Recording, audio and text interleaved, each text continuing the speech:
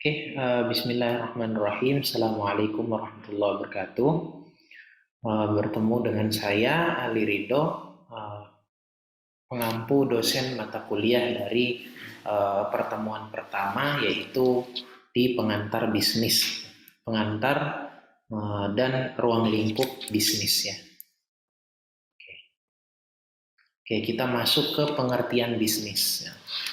Ya, dari segi bahasa bisnis adalah bisnis ya, basi yang artinya sibuk ya.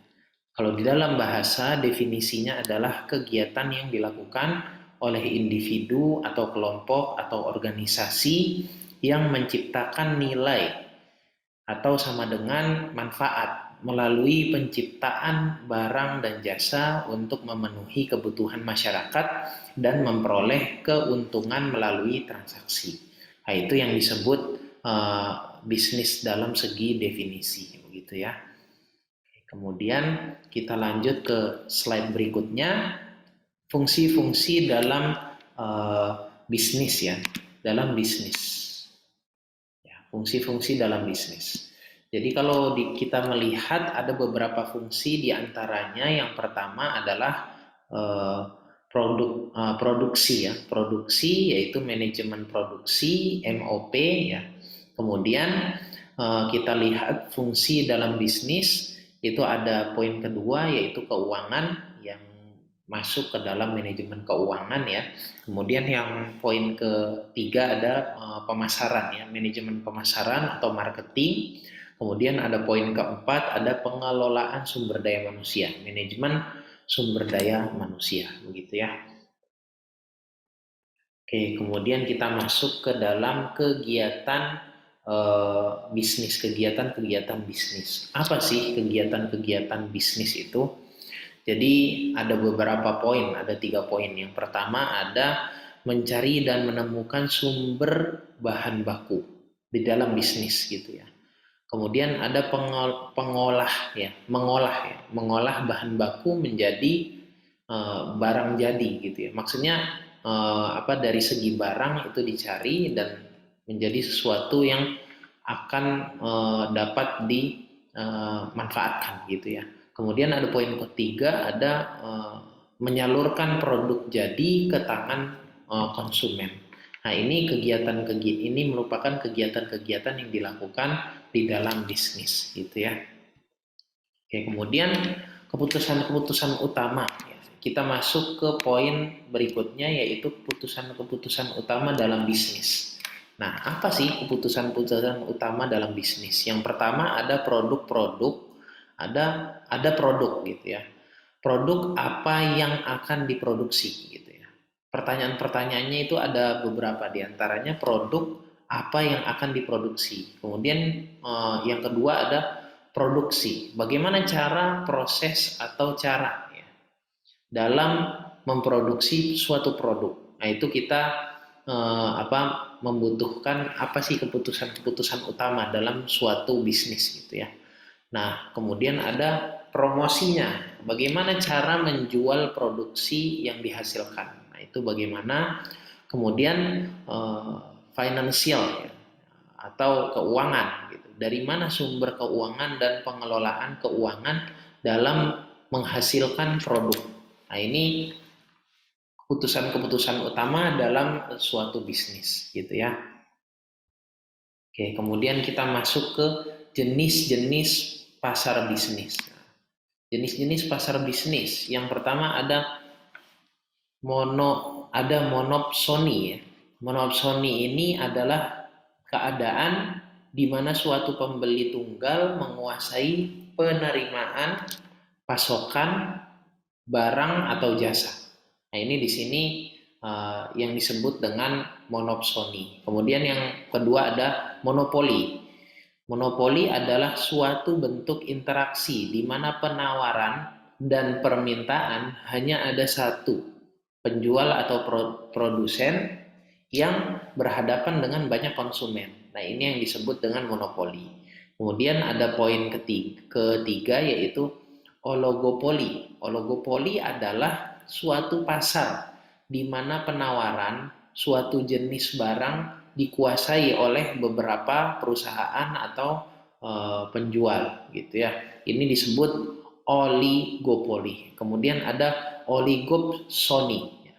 Itu adalah suatu pasar di mana terdapat beberapa pembeli yang memiliki peranan besar dalam menentukan harga. Nah, ini disebut oligopsoni gitu ya. Oke, kita lanjut ke slide berikutnya. Ini ada kebijakan-kebijakan bisnis ya. Kebijakan-kebijakan bisnis ini di dalamnya ada beberapa poin ya. Yang pertama pastinya adalah kita harus memahami dulu apa itu kebijakan. Kebijakan adalah suatu ketetapan yang memuat prinsip-prinsip untuk mengarahkan cara bertindak gitu ya, yang dibuat secara terencana dan konsisten dalam mencapai tujuan-tujuan tertentu. Nah, ini yang disebut dengan kebijakan. Nah, tujuannya apa? Tujuan dari satu kebijakan bisnis adalah yang pertama keuntungan. Jadi keuntungan, pastinya suatu bisnis mencapai ingin mendapatkan tujuan yang berupa dari segi keuntungan. Gitu ya. Kemudian poin kedua ada pertumbuhan. Jadi bisnis ini akan tetap bertumbuh begitu di situ. Nah, kemudian tujuannya berkesinambungan gitu ya, berkesinambungan. Kemudian ada stabilitas, stabil kebijakan-kebijakan bisnis, kemudian ada pelayanan umum. Tujuannya untuk melayani kepentingan umum gitu ya. Kemudian ada poin terakhir yaitu kesejahteraan masyarakat. Nah, biasanya kebijakan-kebijakan bisnis yang kaitannya dengan pelayanan umum dan kesejahteraan masyarakat itu kaitannya dengan private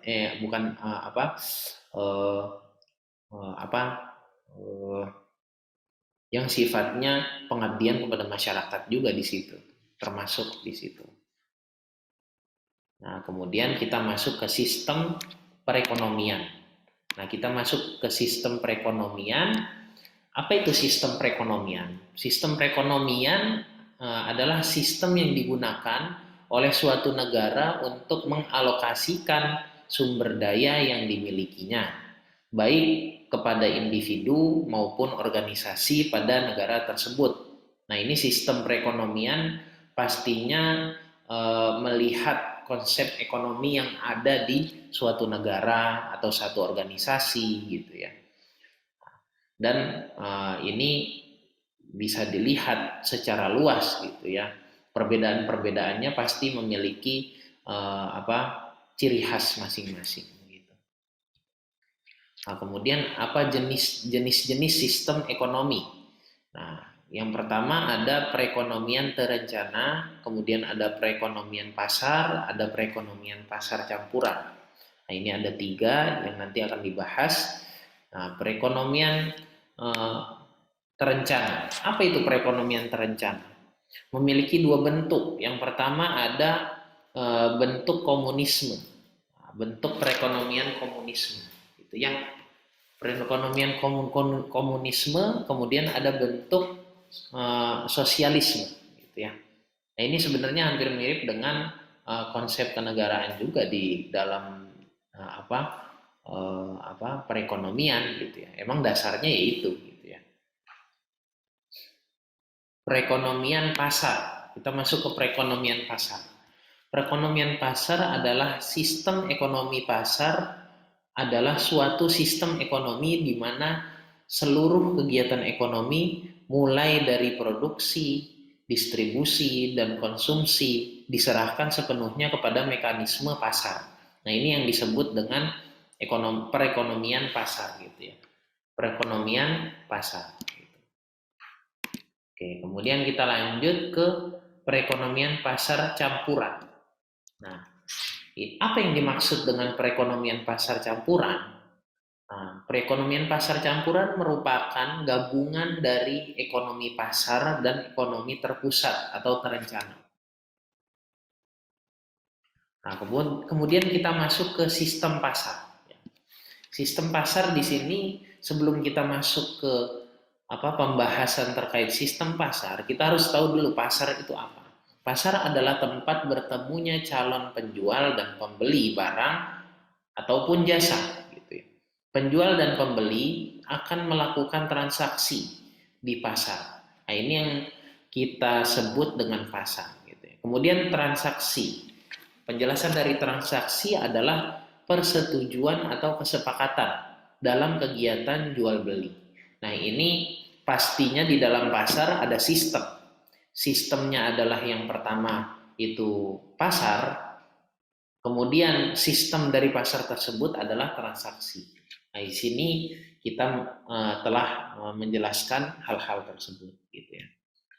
Kemudian ada jenis-jenis pasar. Kita masuk ke dalam jenis-jenis pasar. Menurut kegiatannya ada pasar nyata, pasar abstrak, pasar tradisional, pasar modern, gitu ya. Nah, itu ada beberapa poin-poin. Kemudian ada menurut barang yang dijual. Ada pasar hewan, ada pasar buah, ada pasar ikan, ada pasar loak, bekas, dan lain sebagainya. Nah, ini kalau kita memasuki jenis-jenis pasar. Gitu ya. Kemudian ada menurut distribusinya. Gitu ya.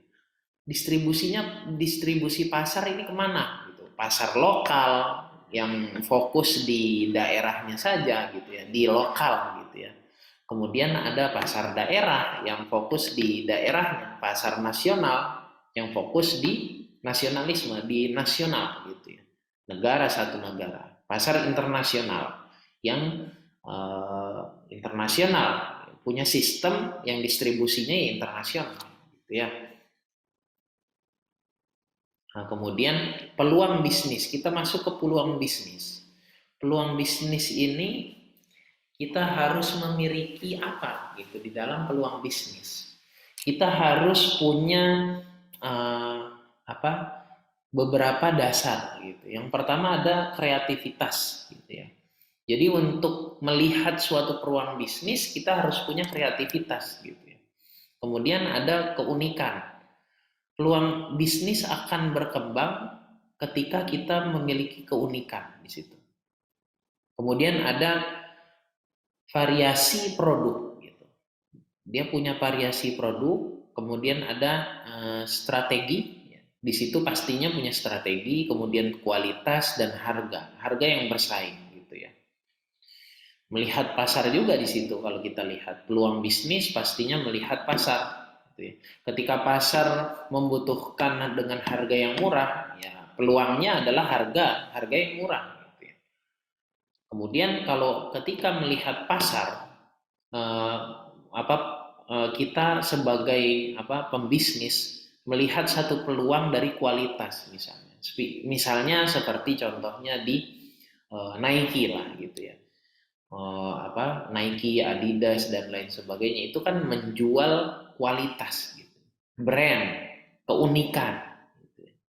Variasi produk itu kan banyak bentuknya, ada sepatu, botol dan lain sebagainya. Itu merupakan satu peluang untuk bisnis gitu ya.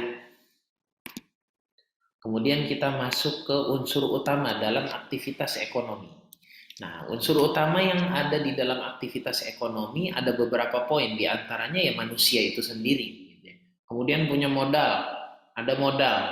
Kemudian ada materi yang akan dijual belikan. Gitu ya. Kemudian ada metode, caranya seperti apa. Gitu ya. Kemudian ada manajerial, memanagenya seperti apa. Kemudian ada mesin atau peralatan di situ. Ya. Kemudian kita masuk ke landasan dasar bisnis. Landasan dasar bisnis didirikan untuk melayani kebutuhan pelanggan oleh pemilik perusahaan yang mencoba untuk memperoleh laba. Nah, ini udah pasti deh, landasan dasar bisnis yaitu orang-orang yang menciptakan bisnis selalu melihat suatu kesempatan untuk menghasilkan produk atau jasa yang belum ditawarkan oleh perusahaan lain. Ini di sini melihat keunikan. Gitu. Kemudian ada poin ketiga, perusahaan yang mampu bertahan dalam jangka panjang adalah perusahaan yang lebih mengutamakan kepuasan pelanggan dalam memenuhi kebutuhan masyarakat. Nah ini ada poin ketiga, kemudian ada poin keempat, bisnis memiliki penerapan bisnis memiliki penetapan sangat penting dalam memenuhi kebutuhan masyarakat dan pertumbuhan ekonomi dalam suatu negara.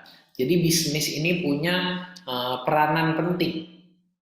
Suatu bisnis yang kita pilih itu punya peranan penting dalam memenuhi kebutuhan masyarakat, pertumbuhan ekonomi dari suatu negara. Nah ini kalau kita lihat contoh-contohnya ya kita bisa lihat dari perkembangan bisnis digital gitu ya. Bisnis digital di awal mula tahun 2000 kan banyak ya, diantaranya ada GoFood, Grab dan lain sebagainya. Itu merupakan satu dasar gitu bisnis. Bisnis memiliki peranan, dia punya peran untuk memenuhi kebutuhan masyarakat, kemudian pertumbuhan ekonomi untuk suatu negara. Kemudian kita masuk ke motivasi.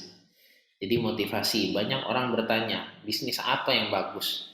Jawabannya ya, bisnis yang dijalankan, bukan ditanyakan terus. Kata Bob Sadino ya begitu ya. Jadi lakukanlah gitu ya. Bisnis yang dijalankan itu adalah bisnis yang baik. Dari suatu bisnis itu akan lahir suatu makna pembelajaran gitu ya dari satu kesalahan. Ya ada pendekatan-pendekatan diantaranya pendekatan teoritis di dalam pengembangan bisnis gitu ya. Pastinya ada gitu ya. Orang yang punya sifatnya mempelajari atau menyiapkan sesuatu sebelum menjalankan. Nah itu juga nggak salah gitu ya di dalam pengembangan bisnis gitu ya. Tapi kebanyakan orang-orang bisnis ya orang-orang yang selalu terjun ke lapangan gitu ya. Dia melihat secara real gitu permasalahan yang ada di dalam bisnis, terutama di dalam pengembangannya gitu ya. Karena dengan begitu bisnis itu kaitannya dengan manusia itu terasa gitu ya di dalam implementasinya gitu. Kalau kita melakukan suatu bisnis langsung terjun lapangan itu lebih membekas gitu di dalam diri seseorang dan pembelajarannya itu lebih terasa gitu. Karena kita memahami, merasakan. Nah itu yang disebut motivasinya ya itu gitu ya, untuk mengembangkan atau memberi manfaat kepada masyarakat khususnya, kemudian memberi kontribusi kepada negara. Oke, mungkin itu saja dari pertemuan hari ini, pertemuan 1, mudah-mudahan bermanfaat. Terima kasih. Assalamualaikum warahmatullahi wabarakatuh.